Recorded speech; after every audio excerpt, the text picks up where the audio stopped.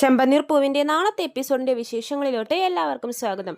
അപ്പോൾ ചന്ദ്ര ഇങ്ങനെ വെള്ളം കുടിച്ചുകൊണ്ടിരിക്കുമായിരിക്കുമേ. അപ്പോൾ പെട്ടെന്ന് ഒരാൾ വന്ന് കാലിൽ പിടിച്ചിരുന്ന് കരയുവാണ്. ചന്ദ്ര നോക്കുമ്പോഴേക്കും ശ്രുതി പറയുവാണ്, അമ്മേ അമ്മ എന്നെ രക്ഷിക്കൂന്ന് പറയമ്മേ, സഹായിക്കൂന്ന് പറയമ്മേ എന്ന് പറയുമ്പോൾ ചന്ദ്ര പറയും, എന്താടാ ശ്രുതി ഇത്, നീ കാലിൽ നിന്ന് വിട്ട് എഴുന്നേക്കെന്ന് പറയുമ്പോൾ ശ്രുതി എഴുന്നേക്കുന്നില്ലേ. ശ്രുതി പറയുന്നുണ്ട്, അമ്മ എന്നെ സഹായിക്കാമെന്ന് പറഞ്ഞാൽ മാത്രമേ ഞാൻ എഴുന്നേക്കത്തുള്ളൂ എന്ന് പറയുമ്പോഴേക്കും ചന്ദ്ര പറയും, ആ സച്ചിൻ രേവതിയൊക്കെ ഇത് കണ്ടാൽ മതി, നീ ഒന്ന് എഴുന്നേക്കടാന്ന് പറയുമ്പോഴേക്കും ശ്രുതി എഴുന്നേൽക്കുന്നുണ്ടേ. അപ്പോൾ ചന്ദ്ര ചോദിക്കുന്നുണ്ട്, എന്താടാ ഇങ്ങനെ, എന്താ ഇങ്ങനെ ചെറിയ പിള്ളേരെ പോലെ ഇങ്ങനെ കരഞ്ഞുകൊണ്ടിരിക്കുന്നതെന്ന് ചോദിക്കുമ്പോൾ ശ്രുതി പറയും, അമ്മേ ഞാൻ പറ്റിക്കപ്പെട്ടു അമ്മയെന്ന് പറയുവാണ്. അപ്പോൾ ചന്ദ്ര ചോദിക്കും, പറ്റിക്കപ്പെട്ടു എന്നോ, നീ എന്താണ് ഇങ്ങനെ കരയുന്നത്, എന്താ കാര്യം, നീ ഇങ്ങോട്ടേക്ക് വന്നേന്ന് പറഞ്ഞിട്ട് ചന്ദ്ര ശ്രുതിയും കൂട്ടി മുറിയിൽ പോയി ഡോർ ലോക്ക് ചെയ്തിട്ട് അവർ രണ്ടുപേരും കൂടി കാര്യങ്ങളൊക്കെ സംസാരിക്കുവാണേ. ശ്രുതിയുടെ കരച്ചിൽ കാണുമ്പോഴേക്കും ചന്ദ്രക്ക് സങ്കടം വരുവാണേ. ചന്ദ്ര ചോദിക്കുന്നുണ്ട്, എന്താടാ എൻ്റെ പൊന്നുമോൻ, എന്ത് പറ്റി, എന്തിനാ ഇങ്ങനെ കരയുന്നേ, ശ്രുതി കല്യാണത്തിന് പോയായിരുന്നല്ലോ, അവൾക്ക് എന്തെങ്കിലും സംഭവിച്ചോ എന്ന് ചോദിക്കുമ്പോഴേക്കും ശ്രുതി പറയുന്നുണ്ട്, ഇല്ലമ്മേ അവക്കൊന്നും സംഭവിച്ചിട്ടില്ല, ഈ നടന്ന കാര്യങ്ങളൊക്കെ അറിഞ്ഞു കഴിഞ്ഞാൽ എനിക്ക് എന്തെങ്കിലും സംഭവിക്കുമെന്ന് പറയുവാണ് ശ്രുതി. അപ്പോൾ ചന്ദ്ര പറയും, നീ എന്താടാ ഇങ്ങനെയൊക്കെ പറയുന്നു, നീ എന്താ കാര്യം എന്ന് പറയടാന്ന് പറയുവാണ്. അപ്പോൾ ശ്രുതി നടന്നതൊക്കെ പറയുവാണേ. ഇന്ന് കടയിൽ 2 പേര് സാധനങ്ങൾ മേടിക്കാൻ വേണ്ടി വന്നമ്മേ, അവർ 4 ലക്ഷം രൂപയുടെ സാധനങ്ങൾ പർച്ചേസ് ചെയ്തു എന്ന് പറയുമ്പോൾ ചന്ദ്ര പറയും, 4 ലക്ഷം രൂപയ്ക്ക് പർച്ചേസ് ചെയ്തെങ്കിൽ അത് നല്ല കാര്യമല്ലേടാ, അതിന് നീ എന്തിനാ കരയുന്നതെന്ന് ചോദിക്കുമ്പോൾ ശ്രുതി പറയുന്നുണ്ട്, അമ്മ ഞാൻ പറയുന്നതൊന്നും മുഴുവനായിട്ട് കേൾക്കുമെന്ന് പറഞ്ഞിട്ട് അവിടെ നടന്ന കാര്യങ്ങളൊക്കെ വിശദീകരിക്കുവാണേ.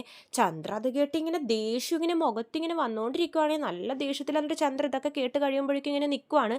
അപ്പോൾ ശ്രുതി പറയുന്നുണ്ട്, അമ്മേ എൻ്റെ 4 ലക്ഷം രൂപ പോയമ്മേന്ന് പറയുമ്പോഴേക്കും ചന്ദ്ര ശ്രുതിയുടെ നേരെ തിരിഞ്ഞിട്ട് ചോദിക്കുന്നുണ്ട്, എന്താടാ നീ പറഞ്ഞേ, കാശ് മൊത്തം പോയെന്നോ? അപ്പോൾ ശ്രുതി പറയുന്നുണ്ട്, ആ അമ്മേ ഇനി അവരെ പിടിച്ചു കഴിഞ്ഞാലേ എന്തെങ്കിലും ചെയ്യാൻ പറ്റുള്ളൂ എന്നാ പോലീസുകാർ പറയുന്നതെന്ന് പറയുവാണ് ശ്രുതി. അപ്പോഴേക്കും ചന്ദ്രക്ക് അങ്ങോട്ട് ദേഷ്യം വന്നിട്ട് ചോദിക്കുന്നുണ്ട്, നീ എന്തൊക്കെയാടാ ഈ പറയുന്നേ, കാശ് മൊത്തം തൊലച്ചിട്ട് വന്ന് നിൽക്കുവാണോ, അപ്പോൾ നീ ഒരു കാര്യം പോലും നീ മര്യാദക്ക് ചെയ്യില്ലടാ എന്ന് പറഞ്ഞിട്ട് ചന്ദ്ര ശ്രുതിയുടെ മുഖത്തിട്ട് ഒറ്റ അടി കൊടുക്കുവാണേ. ആ അടി കൊണ്ട് ചന്ദ്ര നിർത്തുന്നില്ല. ശ്രുതി ഇങ്ങനെ തല്ലിക്കൊണ്ടും ചീത്ത പറഞ്ഞുകൊണ്ടിരിക്കുവാണേ. നീ പഠിച്ച ഡിഗ്രിയുടെ സർട്ടിഫിക്കറ്റ് ഒക്കെ കൊണ്ടുപോയി ചവറുകൊട്ടയിൽ ഇടറ, എന്തിനാടാ നിന്നെ ഞാൻ ഇത്രയും കാശൊക്കെ മുടക്കി പഠിപ്പിച്ചത്, ഒരു ഉപകാരമില്ല, എന്തിനാടാ എൻ്റെ വയറ്റിൽ വന്ന് പിറന്നത്, മണ്ട പൊട്ട എന്നൊക്കെ പറഞ്ഞ് ചന്ദ്ര ഒരുപാട് തല്ലുന്നുണ്ട് ശ്രുതിയെ. ശ്രുതി ആ തല്ലൊക്കെ മേടിക്കുന്നുണ്ട്.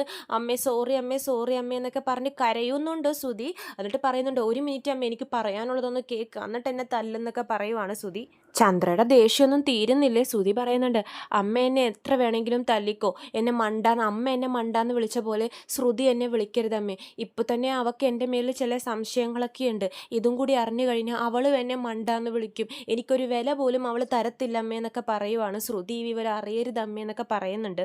അപ്പോൾ ചന്ദ്ര പറയുന്നുണ്ട്, പിന്നെ അവൾ നിന്നെ മണ്ടാന്ന് വിളിക്കാതെ നിന്നെപ്പോലെയുള്ള ഭർത്താക്കന്മാരെ പറ്റി ഒരു ഭാര്യയ്ക്കും ഒരു വിലയുണ്ടാവില്ല എന്നൊക്കെ പറയുവാണ് ചന്ദ്ര. അപ്പോൾ ശ്രുതി പറയുന്നുണ്ട്, എനിക്ക് പേടിയാവും അമ്മേ, ഞാൻ ശ്രുതിയോട് ഈ വിവരങ്ങളൊക്കെ വിളിച്ച് പറയുകയും ചെയ്തു, ഡീലർമാർ ഇപ്പോൾ ക്യാഷ് മേടിക്കാൻ വേണ്ടി വരും എന്ന് പറയുവാണ്. ഉടനെ എനിക്കൊരു 4 ലക്ഷം രൂപ വേണം അമ്മയെന്ന് പറയുമ്പോഴേക്കും ചന്ദ്ര ഇങ്ങനെ ദേഷ്യത്തിൽ നോക്കുവാണ് ശ്രുതിയെ. അമ്മ വേണം എന്നെ സഹായിക്കാൻ എന്നൊക്കെ ശ്രുതി പറയുവാണേ. അപ്പോഴേക്കും ചന്ദ്ര പറയും, ഞാൻ എങ്ങനെയാണ് നിന്നെ സഹായിക്കേണ്ടത്? അപ്പോൾ ശ്രുതി പറയുന്നുണ്ട്, അമ്മേ ശ്രുതി അറിഞ്ഞു കഴിഞ്ഞാൽ എന്നെ ചീത്ത പറയും അമ്മയെന്ന് പറയുമ്പോൾ ചന്ദ്ര പറയുന്നുണ്ട്, കേൾക്കുന്നുണ്ടെങ്കിൽ അതൊക്കെ കേട്ടോണ്ടിരുന്നോട്, അവൾ ചീത്ത പറയട്ടെ, അതിന് എന്നെ കൊണ്ട് എന്ത് ചെയ്യാൻ സാധിക്കുമെന്ന് പറഞ്ഞിട്ട് ചന്ദ്ര ദേഷ്യത്തിൽ കട്ടിൽ പോയി ഇരിക്കുവേ. അപ്പോൾ ശ്രുതി വീണ്ടും ചന്ദ്രയുടെ കാല് പിടിച്ച് കരയുവാണ്. അമ്മയല്ലാതെ എനിക്ക് വേറെ ആരും ഇല്ലമ്മേ, അമ്മ വേണം എന്നെ സഹായിക്കാൻ, ശ്രുതി ഈ വിവരങ്ങൾ അറിഞ്ഞു കഴിഞ്ഞാൽ അവൾ ചിലപ്പോൾ എന്നെ ഇട്ടേച്ച് വരെ പോവുക വരെ ചെയ്യും അമ്മേ, എന്നെ എങ്ങനെയെങ്കിലും സഹായിക്കമ്മേ എന്ന് പറഞ്ഞ് കാലും പിടിച്ച് പൊട്ടിക്കരയുവാണേ അമ്മയെന്ന് വിളിച്ചിട്ട് ശ്രുതി. അപ്പോൾ ചന്ദ്ര ചോദിക്കുന്നുണ്ട്, എടാ ഞാൻ എങ്ങനെ നിന്നെ സഹായിക്കാനേ, എൻ്റെ കയ്യിൽ എവിടെ നിന്നാടാ ഇത്രയോ ലക്ഷം രൂപ? അപ്പോൾ ശ്രുതി പറയുന്നുണ്ട്, അമ്മയല്ലേ എപ്പോഴും ഞാൻ ബിസിനസ്സിൽ വലിയ ആളായി വരും എന്നൊക്കെ പറഞ്ഞ് എന്നെ പ്രോത്സാഹിപ്പിക്കാറെന്നൊക്കെ ചോദിക്കുമ്പോൾ ചന്ദ്ര പറയുന്നുണ്ട്, അതാണ് ഞാൻ ജീവിതത്തിൽ ചെയ്ത ഏറ്റവും വലിയ തെറ്റ്, ഇങ്ങനെ ആൾക്കാരാൽ പറ്റിക്കപ്പെട്ട് വന്ന് നിൽക്കേണ്ട ഗതികേട് വന്നല്ലോ, നിന്നെ ഇതിനാണല്ലോടാ ഞാൻ ഇത്രയും പഠിപ്പിച്ചതെന്നൊക്കെ ചോദിക്കുമ്പോൾ ശ്രുതി കരഞ്ഞുകൊണ്ടും പറയുവാണ്, അമ്മേ എനിക്കറിയോ അമ്മേ, ആ സാധനം മേടിക്കാൻ വന്നവരൊക്കെ ഫ്രോഡുകളാണെന്ന്, അവരിങ്ങനെ കള്ളനോട്ടും കൊണ്ടും പറ്റിക്കാൻ വേണ്ടി വന്നവരാണെന്നൊക്കെ, അവരുടെ വേഷം കണ്ട അങ്ങനെയൊന്നും പറയില്ല അമ്മയെന്നൊക്കെ പറഞ്ഞ് ശ്രുതി പൊട്ടിക്കരയുവാണ്. ബാക്കിയുള്ള കാര്യത്തിനൊക്കെ നിനക്ക് നല്ല ബുദ്ധി ഉണ്ടല്ലോടാ, ആ സച്ചി പറയുന്നത് വെറുതെ അല്ല, അവൻ പറയുന്നത് ശരിയാ, നല്ല പഠിച്ച മണ്ടനാ നീ എന്ന് പറയുമ്പോൾ ശ്രുതി പറയുന്നുണ്ട്, അമ്മേ ഇതേപോലെ ശ്രുതിയും എന്നെ പറ്റി വിചാരിക്കാൻ പാടില്ല അമ്മേ, ബിസിനസ്സിൽ ഇപ്പോഴാണ് അമ്മേ ഞങ്ങളൊന്ന് പച്ച പിടിച്ച് വരുന്നത്, ഇപ്പോഴാണ് ഞങ്ങളൊരു ബിസിനസ് തന്നെ തുടങ്ങുന്നത്, അമ്മ എന്നെ സഹായിക്കാമേ പ്ലീസ് അമ്മേ, അമ്മ വിട്ടാൽ എനിക്ക് വേറെ ആരും ഇല്ല അമ്മേ എന്നൊക്കെ പറഞ്ഞ് ശ്രുതി കരയുവാണ്. അപ്പോൾ ചന്ദ്ര പറയുന്നുണ്ട്, നീ ഒന്ന് മനസ്സിലാക്ക്, എൻ്റെ കയ്യിൽ 4 ലക്ഷം രൂപയൊന്നും ഇല്ല, ഞാൻ എവിടെ പോവാനാ ഇത്രയും കാശിന് വേണ്ടി എന്നൊക്കെയെന്ന് ചന്ദ്ര ചോദിക്കുമ്പോഴേക്കും സുധി കുറച്ചു നേരം ഇങ്ങനെ ആലോചിക്കുവേ. എന്നിട്ട് പറയുന്നുണ്ട്, അമ്മേ വീടിൻ്റെ ആധാരം. അപ്പം തന്നെ ചന്ദ്രക്ക് ദേഷ്യം വരുവേ. ചന്ദ്ര പറയുന്നുണ്ട്, വീടിൻ്റെ ആധാരമോ? മുറി കെട്ടാൻ അച്ഛൻ ചോദിച്ചപ്പോൾ പോലും ഞാൻ ആ ആധാരം കൊടുത്തില്ല. ഇപ്പം ഞാൻ എന്തും പറഞ്ഞിട്ട് പോയി ചോദിക്കാനാടാ? എനിക്കിട്ട് കിട്ടാൻ വേണ്ടിയിട്ടാണോ നീ ഇങ്ങനെ വീടിൻ്റെ ആധാരമൊക്കെ ചോദിക്കുന്നത്? എന്നെക്കൊണ്ട് പറ്റില്ല എന്ന് ചന്ദ്ര ഉറപ്പിച്ച് പറയുവാണേ. അപ്പോഴേക്കും സുധി വീണ്ടും കുറച്ചു നേരം ഇരുന്ന് ആലോചിക്കുന്നുണ്ട്. എന്നിട്ട് പറയും, അമ്മയുടെ സ്വർണ്ണം എന്തെങ്കിലും ഉണ്ടെങ്കിൽ എനിക്ക് തരുമെന്ന് ചോദിക്കുമ്പോൾ ചന്ദ്ര പറയുന്നുണ്ട്, എനിക്കാകെ കുറച്ച് സ്വർണ്ണേ ഉള്ളൂ, അതും ഞാൻ ഇട്ടുകൊണ്ട് നടക്കുന്ന ഈ സ്വർണ്ണങ്ങൾ, ഇതൊക്കെ എൻ്റെ ദേഹത്ത് കാണാതായ രവിയേട്ടൻ ചോദിക്കില്ലേ, ഞാൻ എന്ത് മറുപടി പറയും? അതൊന്നും പറ്റത്തില്ല എന്ന് പറയുവാണേ. അപ്പോൾ നമ്മുടെ ശ്രുതി പറയുന്നുണ്ട്, അമ്മ എന്തെങ്കിലും ഒന്ന് ചെയ്യമ്മേ, ശ്രുതി വരുന്നേക്ക് മുമ്പ് എനിക്ക് ഈ പണമൊക്കെ ഒപ്പിക്കണം അമ്മ, എന്തെങ്കിലും ചെയ്യുന്നൊക്കെ പറഞ്ഞ് ശ്രുതി കരയുവാണേ. അപ്പോൾ ചന്ദ്ര ചോദിക്കുന്നുണ്ട്, നിന്റെ അമ്മായച്ചൻ അയച്ചു തന്ന പൈസ നിന്റെ കയ്യിലില്ലേ, അതിൽ നിന്ന് എടുത്തൂടെ എന്ന് ചോദിക്കുമ്പോഴേക്കും ശ്രുതി പറയും, അതിന് കുറച്ച് രൂപ മാത്രമേ ഉള്ളൂ അമ്മേ, അത് മാത്രമല്ല അതിൽ നിന്ന് എടുത്തു കഴിഞ്ഞാൽ ശ്രുതി അറിയും, പിന്നെ എന്നോട് ക്വസ്റ്റ്യൻസ് ഒക്കെ ഒരുപാട് ചോദിക്കും അമ്മേ, ശ്രുതിക്ക് കാര്യം മനസ്സിലാവും അമ്മേ, അതൊന്നും എടുക്കാൻ പറ്റില്ല എന്ന് പറയുവാണ് ശ്രുതി. അപ്പോൾ ഇനി പൈസക്ക് വേറെ എന്ത് ചെയ്യാനടാന്ന് പറഞ്ഞ് ചന്ദ്ര ഇങ്ങനെ എഴുന്നേറ്റ് നിന്ന് അങ്ങോട്ടും ഇങ്ങോട്ടും ആലോചിച്ചുകൊണ്ട് നടക്കുവാണ്. അപ്പോൾ പെട്ടെന്ന് ചന്ദ്രക്കൊരു കാര്യം ഓർമ്മ വരും. എന്നിട്ട് ശ്രുതിയോട് പറയുന്നുണ്ട്, എൻ്റെ കയ്യിൽ ആ രേവതി ഊരിത്തന്ന സ്വർണ്ണങ്ങൾ ഇരിപ്പുണ്ടെന്ന് പറയുന്നുണ്ട്. അപ്പോഴേക്കും ശ്രുതിക്ക് സന്തോഷമാവും. അമ്മേ എന്നാൽ പിന്നെ ആ സ്വർണ്ണം എനിക്കൊന്ന് എടുത്ത് താമേന്ന് പറയുവാണ്. അപ്പോഴേക്കും ചന്ദ്ര പറയും, നീ എന്ത് ഈസി ആയിട്ടാണ് ഈ കാര്യങ്ങളൊക്കെ പറയുന്നത്?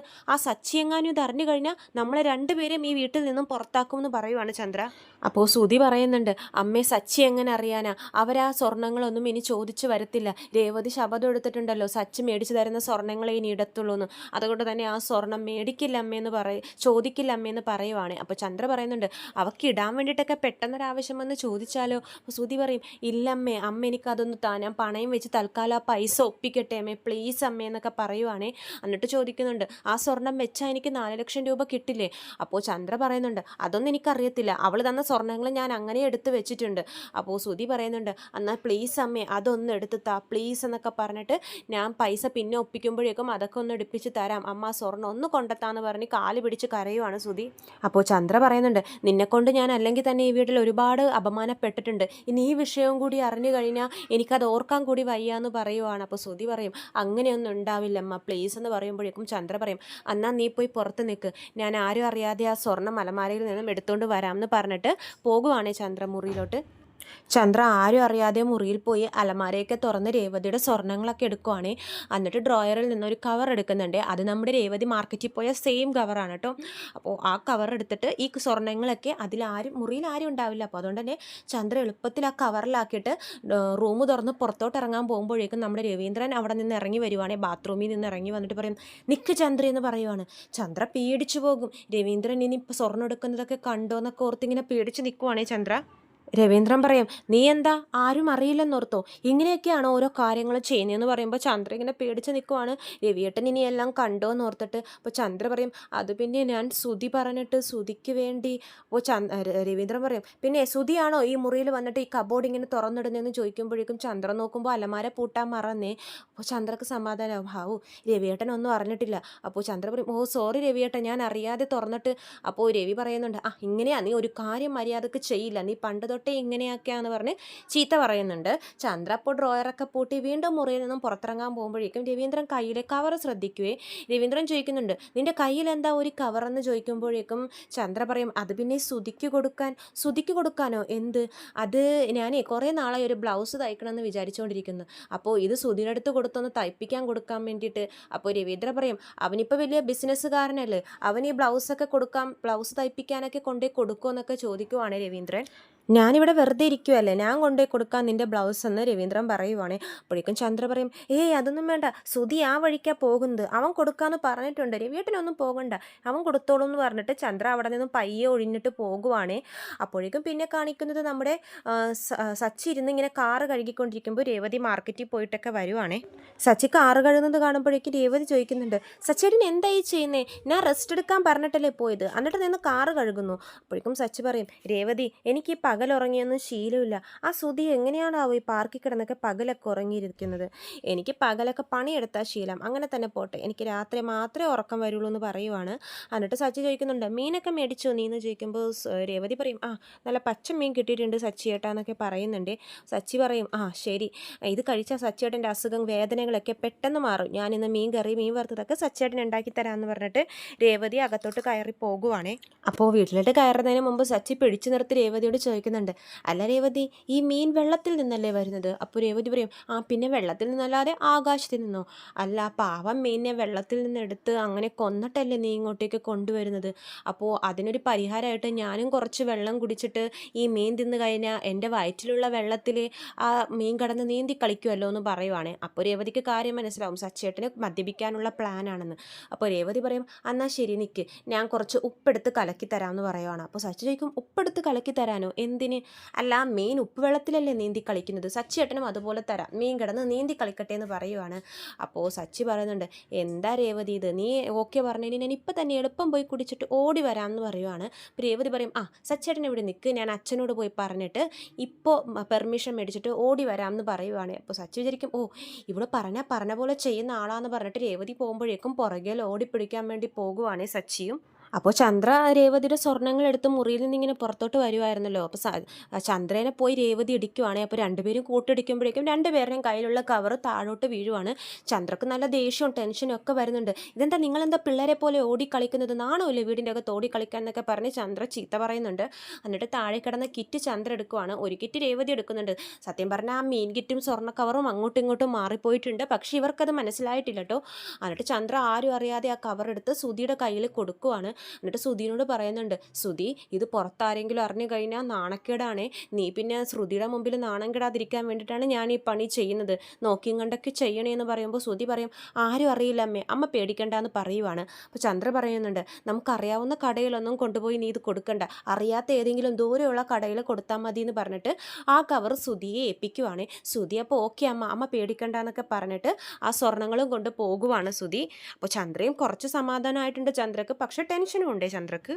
ഇത്രയും കാണിച്ചുകൊണ്ടാണ് നാളത്തെ എപ്പിസോഡ് അവസാനിക്കുന്നത്. ചെമ്പനീർപ്പൂവിൻ്റെ കൂടുതൽ വിശേഷങ്ങൾ ഞാൻ എൻ്റെ ചാനലിലൂടെ അപ്ലോഡ് ചെയ്യുന്നതാണ്. ചാനൽ സബ്സ്ക്രൈബ് ചെയ്യാത്തവർ സബ്സ്ക്രൈബ് ചെയ്യണം. വീഡിയോ ഇഷ്ടമെങ്കിൽ ലൈക്ക് ചെയ്യാനും മറക്കരുതേ. എല്ലാവർക്കും നന്ദി.